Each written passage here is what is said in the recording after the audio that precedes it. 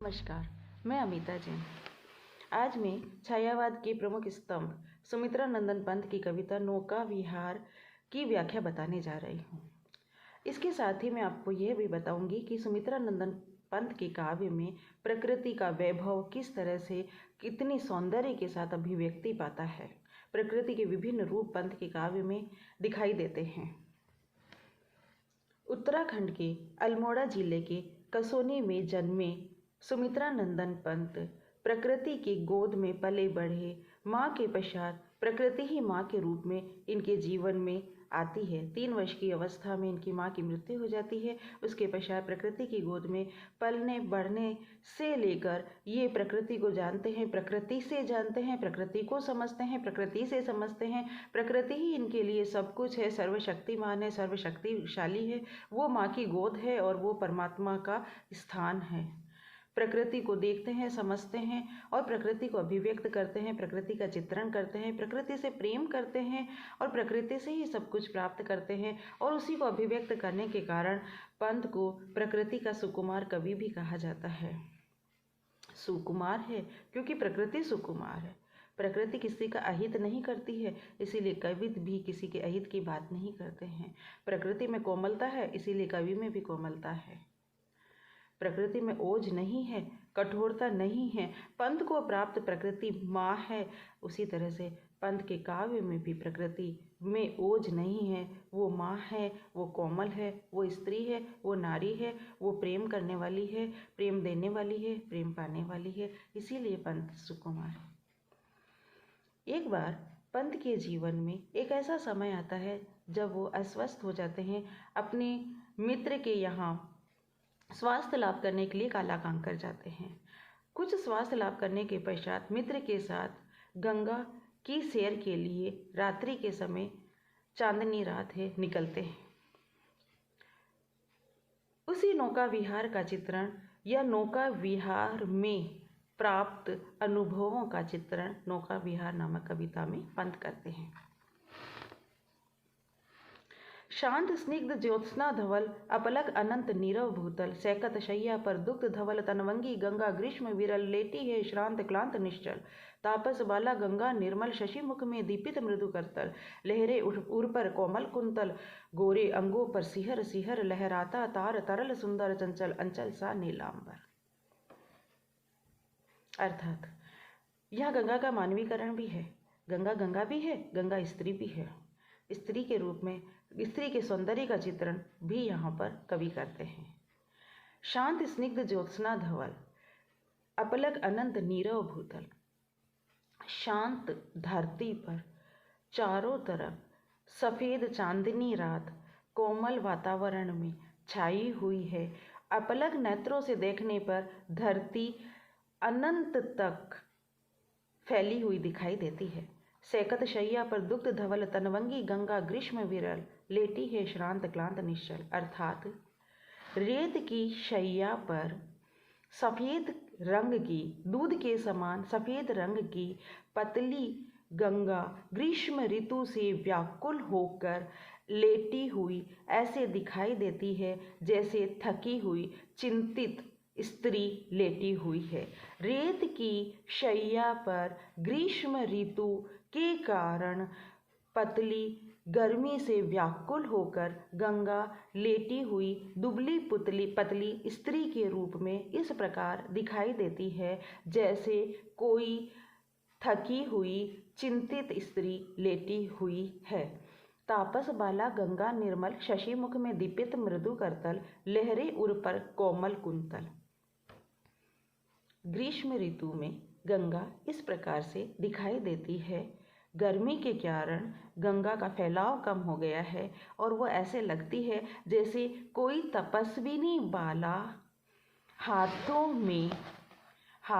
में शशि मुख को धारण किए हुए है, चंद्रमा के समान सुंदर मुख को धारण किए हुए हैं और उसके हृदय पर या गंगा पर उठने वाली लहरें इस प्रकार से दिखाई देती है जैसे किसी लेटी हुई तपस्विनी बाला के हृदय पर केश राशि फैली हुई है। गोरे अंगों पर सिहर सिहर, लहराता तार तरल सुंदर, चंचल अंचल सा नीलांबर। और उसके अंग, उस तपस्विनी बाला के, उस स्त्री के अंग गोरे गोरे हैं। जिस तरह से श्वेत रंग की गंगा है, उसी प्रकार गंगा के समान ही पवित्र सुंदर वो स्त्री, यह सुंदर स्त्री के समान गंगा इस तरह से दिखाई देती है। जैसे या उसके वस्त्र इस तरह से दिखाई देते हैं जैसे सुंदर तारों से भरा हुआ आकाश उसके ऊपर छाया हुआ है, और वो सुंदर तारों से भरे हुए आकाश का प्रतिबिंब उस स्त्री पर दिखाई देता है, जैसे उसने कोई साड़ी तारों से भरी हुई नीले रंग की धारण कर रखी है। आकाश का प्रतिबिंब गंगा पर दिखाई देता है। आकाश में तारे छाए हुए हैं और वो प्रतिबिंब गंगा पर इस तरह से दिखाई देता है जैसे किसी स्त्री ने तारों से भरी हुई सुंदर नीले रंग की साड़ी को धारण कर रखा है। साड़ी की सिकुड़न सी जिस पर शशि की रेशमी विभा से भर सिमटी है, वर्तुल मृदुल लहर चांदनी रात का प्रथम प्रहर हम चले नाव लेकर सत्वर, सिकता की स्मित सीपी पर मोती की ज्योत्सना रही विचर, लो पाले चढ़ी उठा लंगर, मृदु मंद मंद मंथर मंथर लघु तरणी हंसनी सी सुंदर, तिर रही खोल पालों के पर, निश्चल जल के शुचि दर्पण पर बिंबित हो रजत पुलिन निर्भर, दूरे ऊंचे लगते क्षण भर, काला काकंकर राजभवन सोया जल में निश्चित भ्रमण, पलकों पर वैभव स्वप्न सघन। अर्थात यहाँ कवि अपने नौका विहार की शुरुआत का भी वर्णन कर रहे हैं। गंगा का सौंदर्य का चित्रण करते हुए कवि कहते हैं कि गंगा ऐसी लगती है और गंगा के ऊपर चलने वाली लहरें इस प्रकार से लगती है। गंगा जैसे कि एक सुंदर स्त्री के रूप में यहाँ पर लेटी हुई है। ग्रीष्म ऋतु में वो पतली हो गई है, श्रांत है, कुंतल है। साड़ी की सिकुड़न सी जिस पर शशि की रेशमी विभा से बर सिमटी है, वर्तुल मृदुल लहर।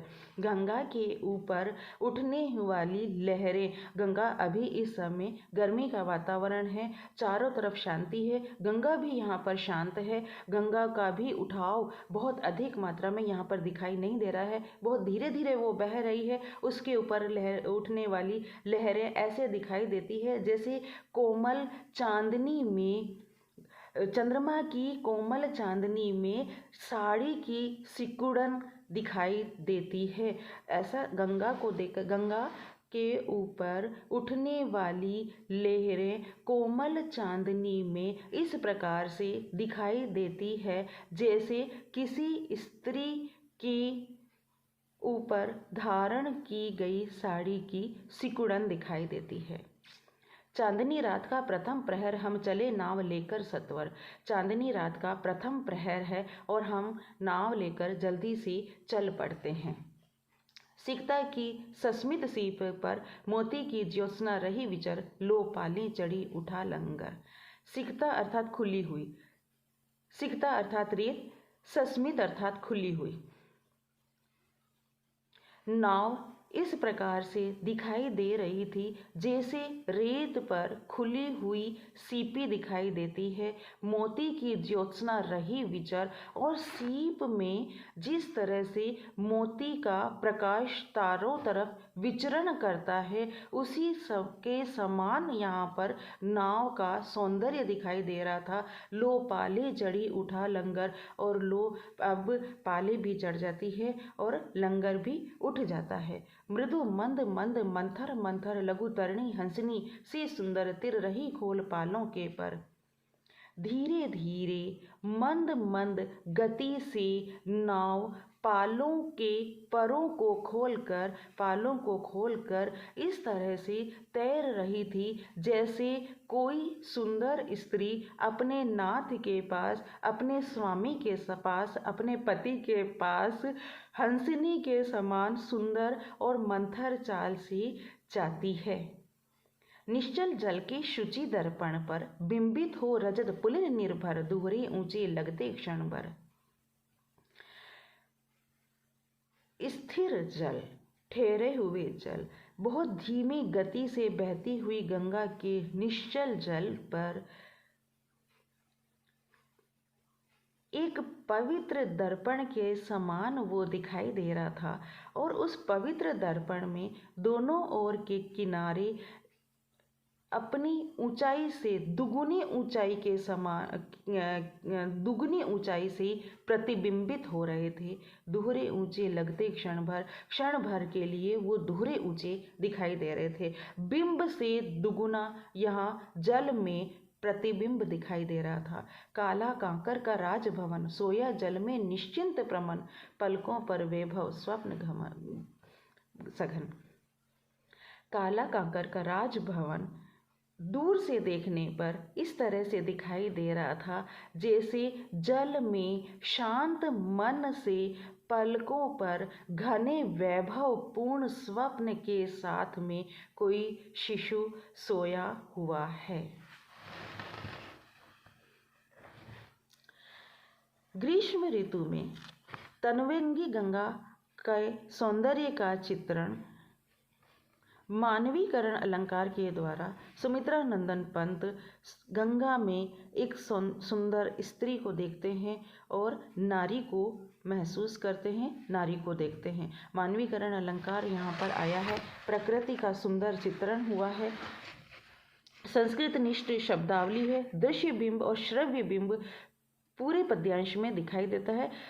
गंगा के सौंदर्य का चित्रण जैसे चित्र के रूप में आँखों में आ जाता है, वैसे ही कलकल उसकी ध्वनि का भी चित्रण श्रव्य बिंब के रूप में यहाँ पर सुनाई देता है, दिखाई देता है। अनुप्रास रूपक उपमा अलंकार पूरे पद्यांश में और पंत के प्रिय अलंकार हैं। प्रकृति के सुकुमार कवि पंत ने गंगा के सौंदर्य का, या ये कह सकते हैं ग्रीष्म ऋतु में चांदनी रात में गंगा के सौंदर्य का चित्रण बखूबी किया है। धन्यवाद।